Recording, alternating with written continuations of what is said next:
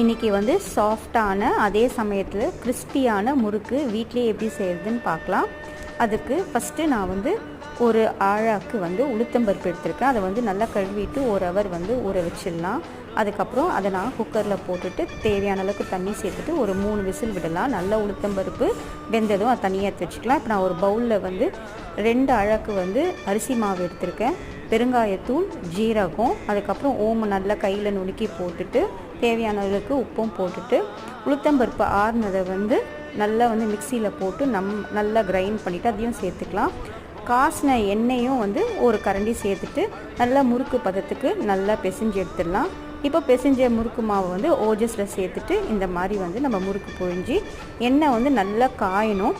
காஞ்சதுக்கப்புறமா நம்ம முறுக்கு போட்டோன்னா நல்லா வந்து சிவக்கும். அதுக்கப்புறம் நம்ம இந்த சத்தம்லாம் அடங்கிட்டதுக்கப்புறமா முறுக்கு எடுத்துடலாம்.